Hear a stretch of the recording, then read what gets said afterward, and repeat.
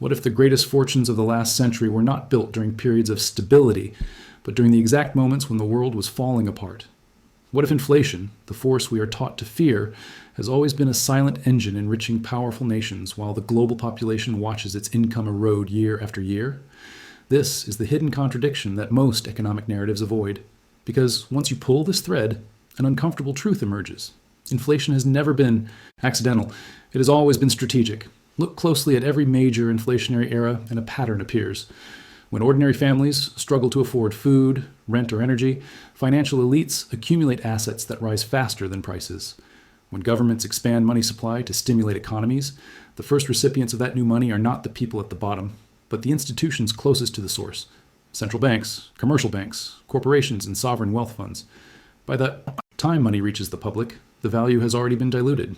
This is the quiet mechanism economists call the Cantillon effect, but its real meaning is far simpler. Someone benefits first, someone pays later. And yet, this dynamic is rarely explained to the people who suffer most from it. Because if you understood how inflation actually redistributes wealth upward, you would also understand why the same countries that warn about inflation keep printing, borrowing, and inflating anyway. For them, inflation is not a crisis. It is a lever of power, a geopolitical tool that reshapes global income flows while preserving the influence of those who already control capital. But here's the twist that few expect. Inflation does not simply reduce purchasing power. It creates entire waves of opportunity for those who know how to position themselves before prices explode. It rewards governments that hold strategic assets. It lifts markets that thrive under monetary expansion. And behind every inflationary cycle, there's always a country, a class, or an institution that emerges wealthier than before, even as global income collapses. Have you ever felt that the world becomes more expensive faster than your income can possibly keep up? That sense is not personal failure. It is structural design. And understanding how this design works is the first step to seeing the real story hidden beneath every economic crisis.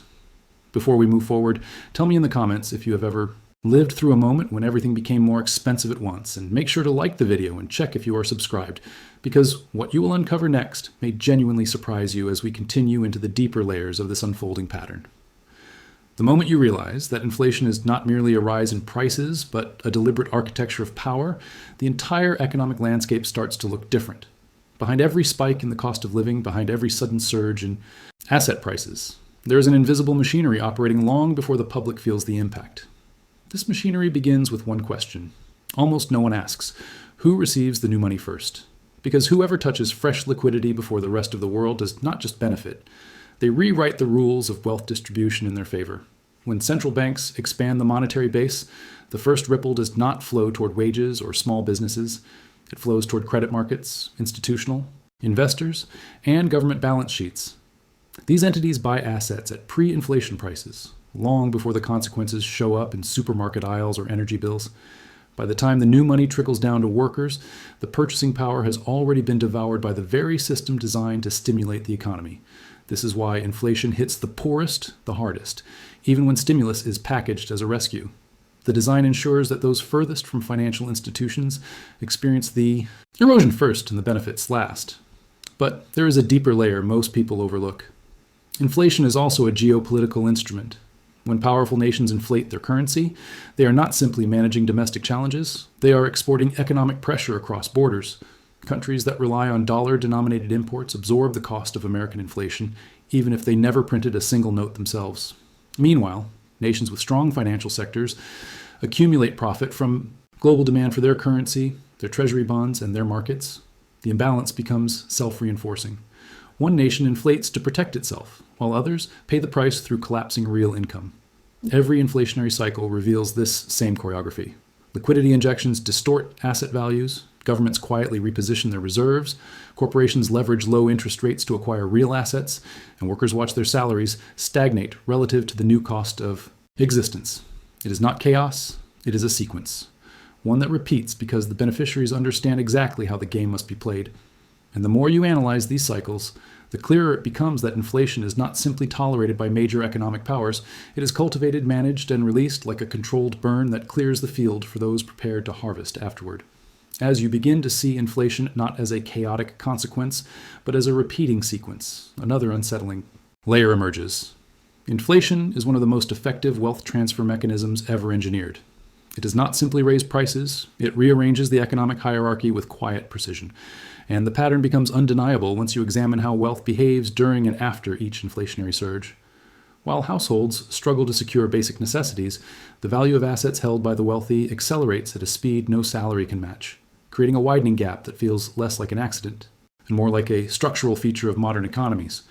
During inflationary periods, individuals living on fixed incomes or wages experience immediate pressure. Every paycheck buys less, every month demands sacrifice. Yet, for those holding assets capable of appreciating faster than inflation itself, real estate, equities, commodities, strategic currencies, the story unfolds differently. Their portfolios swell, not because of extraordinary decision-making, but because the system rewards those positioned closest to appreciating assets. What looks like smart investing is often nothing more than proximity to the flow of new money. Consider how credit behaves under inflation.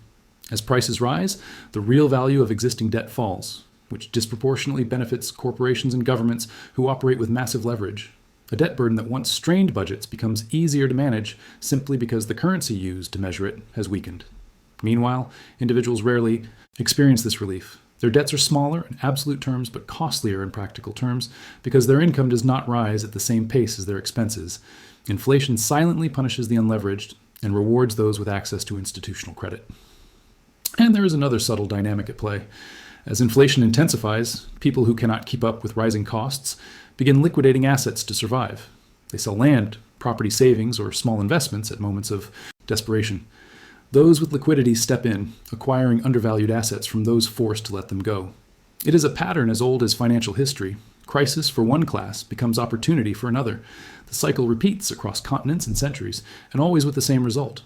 Wealth concentrates, not through sudden shocks, but through slow and predictable erosion that feels like an unavoidable tide, rather than a deliberate design. As the cycle unfolds, the winners of inflation begin to reveal themselves, not through public declarations, but through the quiet stability of their balance sheets while the rest of the world scrambles to adapt. These winners are never the groups most people expect. They are not wage earners, small businesses, or households negotiating shrinking paychecks. Instead, they are the institutions positioned at the very center of monetary creation and global financial influence. Central banks, sovereign funds, multinational corporations, and governments, with deep control over capital flows, consistently emerge stronger when inflation tears through the global economy, even as average global income collapses. What sets these players apart is not luck, but access. They receive signals months before the public notices trends. They adjust interest rates, shift reserve compositions, and redirect liquidity long before inflation shows its face at the consumer level. While households wonder why groceries doubled, these entities have already allocated billions into inflation-resistant assets. This foresight is not intuitive insight, it is systemic advantage. When you are the architect of policy or the first recipient of liquidity, reacting becomes unnecessary. You simply position yourself at the point where the new tide will naturally lift you higher. There is also a strategic layer to how these winners operate. Inflation gives governments a discrete method for reducing the real burden of national debt. Instead of announcing painful tax increases or drastic budget cuts, inflation quietly diminishes the weight of what they owe. At the same time, corporations with massive leverage watch their liabilities shrink in real terms, turning periods of global hardship into moments of balance sheet relief. And sovereign wealth funds capitalize on global instability by acquiring distressed assets in emerging markets, reinforcing their geopolitical influence at a fraction of the usual cost. Meanwhile, the narrative presented to the public paints inflation as an unfortunate side effect of crises, supply chain disruptions, or unpredictable global shocks. The truth is far less accidental. Inflation consistently benefits those who write the rules and those who receive early access to information and liquidity. And once you see this dynamic clearly, it becomes impossible to ignore how predictable the distribution of winners and losers really is. Share in the comments if you have noticed how certain institutions always seem to thrive during crises, even when everyone else is struggling, because this perception is a crucial part of understanding what comes next in this unfolding pattern. The deeper you look into inflationary cycles, the more evident it becomes that the real damage is not simply higher prices, but the systematic erosion of global wages. Income does not collapse all at once. It deteriorates in slow, almost imperceptible layers, leaving workers feeling as if they are running faster each year, only to remain in the same place. This erosion is the silent catastrophe of modern economies, and it unfolds long before headlines acknowledge its impact. The moment inflation rises faster than wage growth, a gap forms. And that gap becomes the defining experience of millions of people. It shapes their choices, their stability, and the futures they can no longer secure. In country after country, inflation has reshaped the middle class by eroding the very foundation that once defined it: purchasing power. Homes that seemed achievable drift out of reach. Savings lose their meaning. Retirement plans dissolve into uncertainty. Even education, once seen as a reliable path upward, becomes a heavier burden as costs rise faster than opportunity. What once built stability now becomes a gamble, and people feel the weight not through dramatic events, but through a gradual tightening of daily life. Behind this slow decline lies an uncomfortable structure. Productivity continues to rise globally, yet wages do not follow the same trajectory. Workers produce more value than ever, but they retain less of it. The gap widens because inflation dilutes the reward for labor while amplifying the reward for capital. It is a system where wealth grows fastest for those who already own assets, while those who rely on wages alone experience an ever-shrinking share of economic progress. The middle class does not collapse through sudden shocks, but through the steady divergence between the cost of living and the compensation given for work. At the same time, corporations adapt to inflation by adjusting prices faster than wages adjust. They pass their increased costs to consumers immediately, while wage adjustments come slowly, if they come at all. This lag becomes a structural advantage. Profit margins are preserved, investment returns remain protected, and the burden is transferred downward. In this imbalance, inflation acts almost like an invisible tax, one that extracts not a portion of earnings, but a portion of security, comfort, and long-term possibility. The result is a global landscape where income appears stable on paper but collapses in real terms. And this collapse is not a temporary distortion. It is a pattern repeating across decades and continents, shaping the psychology of entire generations who feel that prosperity keeps slipping just beyond their reach even when they do everything right. When inflation becomes a global force rather than a domestic inconvenience, it reveals something crucial about how power is exercised in the modern world. Crises are rarely neutral events. They shift the balance between nations, strengthen some currencies while weakening others, and open doors for economic powers to reshape global markets in ways that would be impossible during stability. This is why inflationary periods often coincide with large-scale geopolitical repositioning.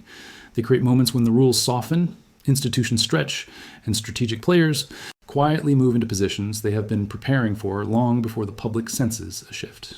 At the heart of this dynamic is the ability of major economies to weaponize monetary expansion. When a powerful nation increases liquidity, it does more than stimulate its domestic market. It influences global capital flows, affects energy prices, reshapes commodity markets, and alters the risk calculations of smaller economies. Countries with strong reserve currencies absorb the inflationary shock more effectively, while nations dependent on imported goods or foreign financing find themselves exposed, forced to raise interest rates, cut programs, or sell strategic assets to remain afloat. In many ways, inflation functions like a stress test, revealing which nations can withstand pressure and which must surrender economic leverage. For corporations operating at global scale, inflation is not merely an obstacle, but an opportunity. Cheap borrowing costs allow them to acquire smaller competitors, expand into distressed markets, and secure supply chains weakened by rising costs. During these windows of instability, acquisitions spike, mergers accelerate, and investment funds move aggressively, knowing that volatility often produces undervalued assets. The story told to the public is one of uncertainty, but behind the scenes, inflationary environments are meticulously analyzed and exploited by those with access to capital and predictive models. Governments also use inflation to justify policy shifts that would be politically impossible in calmer periods. Subsidies are restructured, taxes adjusted, interest rates manipulated, and long-term economic agreements renegotiated under the premise of navigating hardship. These adjustments, once implemented, rarely fully revert. Inflation becomes the catalyst for reforms that reshape national economies far beyond the crisis that triggered them. What appears to be economic turbulence on the surface is often a carefully observed battlefield beneath it, where the interplay between currency strength, global debt markets, and strategic positioning determines who emerges stronger and who becomes more dependent. And as these forces move in the background, ordinary people feel only the rising prices and tightening budgets, unaware that a much larger game is unfolding just outside their view. As inflation becomes embedded in the global narrative, another mechanism emerges, one that is far more subtle than shifting. Interest rates or rising consumer prices.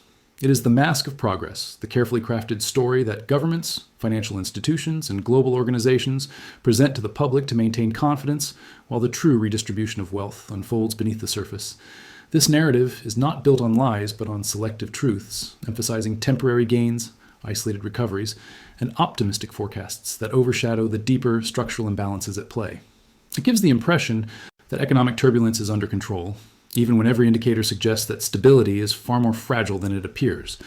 This mask works because people want reassurance.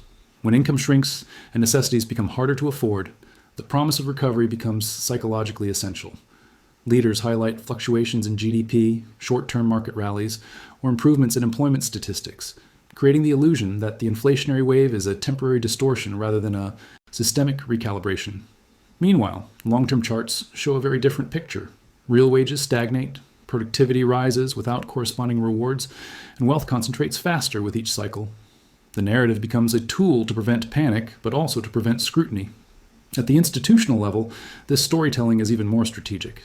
Central banks use forward guidance to shape expectations, controlling how markets interpret inflation rather than simply reacting to it.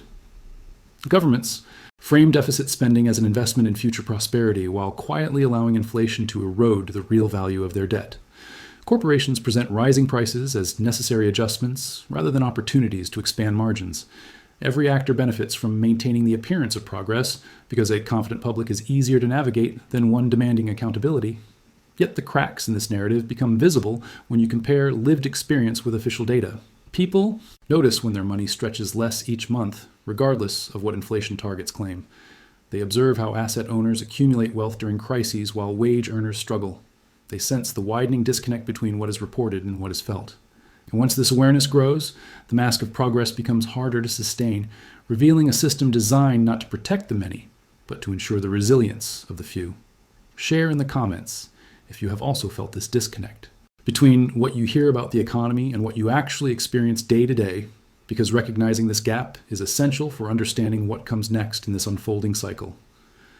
As the official narratives begin to diverge from everyday experience, a clearer map of global income collapse starts to appear, one that stretches across continents yet follows the same unmistakable pattern. Whether you examine Latin America, Southeast Asia, Europe, or parts of Africa, the trajectory is painfully similar.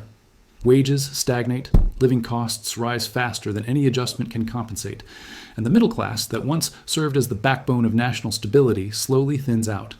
The specifics vary from country to country, but the underlying forces driving this erosion are strikingly consistent, almost as if they were governed by the same hidden script.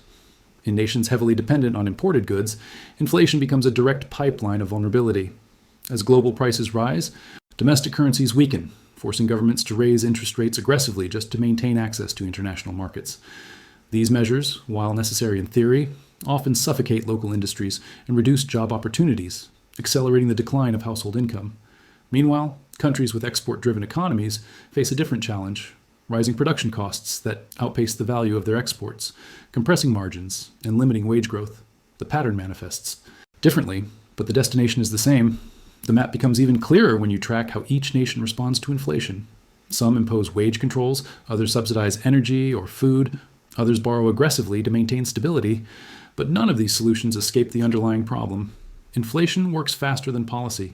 It erodes purchasing power in real time, while political decisions take months or years to filter through economies. By the time relief arrives, the damage is already embedded in household budgets and business operations. This delay is not simply inconvenient, it is structural, ensuring that inflationary shocks disproportionately harm those least able to absorb them. Global data reinforces the pattern. In countries with weak institutions, income collapses rapidly and visibly. In wealthier nations, the collapse is disguised by credit expansion, buy now, pay later models, and debt-driven consumption that creates the illusion of stability while real purchasing power deteriorates underneath. People continue to participate in the economy, but increasingly through borrowed money rather than earned income. This is why so many families report feeling poor even when official statistics suggest moderate inflation or stable growth. What emerges is not a random mosaic of isolated crises, but a synchronized global shift in which real income falls, debt dependence rises, and wealth pools in fewer hands. The map is not geographic, it is systemic, showing how deeply inflation reshapes the structure of modern economies regardless of borders or political systems. As the global map of income deterioration becomes clearer, another force begins to rise behind it, shaping the world with even greater intensity: the convergence of debt, monetary expansion, political fragmentation, and geopolitical competition into what many analysts quietly call the perfect storm. This convergence is not hypothetical or distant. It is already unfolding. Inflation is only the surface level symptom of a deeper structural fracture that has been building for decades. When these forces interact, they do not simply strain economies, they redefine them, pushing nations toward decisions that would have been unthinkable in more stable eras. Debt sits at the center of this convergence. Governments around the world have accumulated levels of public debt that far exceed historical norms, relying on cheap borrowing to sustain social programs, infrastructure, and political promises. But once inflation accelerates and interest rates rise, these debts become heavier in real terms. Nations that once borrowed effortlessly now struggle to service what they owe. Debt refinancing becomes a geopolitical negotiation rather than a financial transaction, and every percentage point added to interest rates reshapes alliances, budgets, and national strategies. Debt is no longer a number, it is leverage. Layered on top of this is the unprecedented scale of monetary expansion over the last 2 decades. Central banks injected liquidity to rescue markets during crises, stimulate growth during stagnation, and stabilize economies during uncertainty. But every injection created new distortions that eventually demanded more intervention, creating a cycle that now limits the ability of monetary authorities to respond without triggering further instability.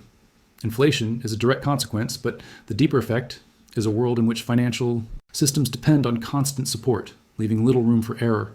Political fragmentation intensifies these pressures. As citizens experience declining real income, dissatisfaction rises. Trust in institutions erodes. Governments face increasing difficulty implementing coherent long-term policies. Economic frustration becomes political volatility, and political volatility becomes economic risk, feeding back into the system that created the instability in the first place. Nations under strain look inward, adopting protectionist measures that disrupt supply chains, raise prices, and accelerate the inflationary pressures they were trying to contain. Add to this the geopolitical competition between major powers, each leveraging monetary policy, currency strength, and access to strategic resources to secure advantage.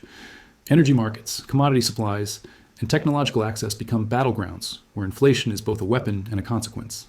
The result is a global environment where economic forces no longer move independently, but collide, amplify, and reinforce one another, creating conditions in which income collapses faster than nations can adapt. This convergence is not merely a backdrop to inflation. It is the engine driving it forward, shaping a world where financial pressure becomes a defining force rather than a temporary challenge. When all these forces collide, inflation stops functioning as a temporary phase and becomes something far more defining, a structural turning point in which entire economies shift into new trajectories that are difficult to reverse. At this stage, inflation no longer behaves like a policy outcome or a market distortion. It becomes the environment itself, shaping expectations, rewriting financial priorities, and forcing nations to confront the limits of their economic models. The question is no longer how to bring prices down, but how to operate in a world where the old mechanisms of stability no longer hold their shape. This is the moment when societies begin to feel not just the pressure of rising costs, but the realization that the system supporting them has fundamentally changed. For countries with strong currencies or strategic resources, this environment offers a chance to consolidate influence. They use inflationary moments to renegotiate global supply chains, secure trade advantages, and expand their role in international finance. But for nations without those advantages, inflation becomes a weight pulling them toward difficult compromises. They raise interest rates to defend their currencies, cut public programs to balance budgets, and adjust tax structures in ways that disproportionately affect the middle and lower classes. These decisions are rarely presented as structural necessities, but as temporary sacrifices, even though their effects last far beyond the crisis itself.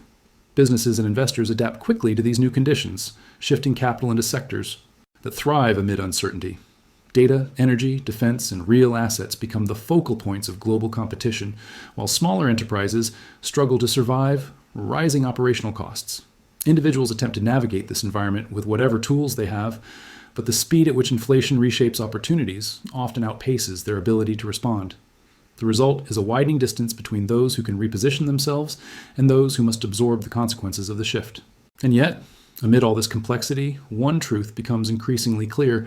Inflation is not only an economic event, but a societal one. It influences not just markets, but expectations, confidence, and the stories nations tell themselves about progress and decline. Understanding this broader lens is essential because the forces shaping the future are already in motion, and the ability to recognize these patterns determines how each person, business, and country will face what comes next. If you stayed with me until now, leave a comment saying this message was for me, so I know you reached the end. And if this content helped you see the global cycle with more clarity, consider subscribing to the channel and leaving a like, because it genuinely supports the work behind these analyses. There is another video here that deepens this conversation in a powerful way. So click and continue exploring this unseen side of the global economy with me.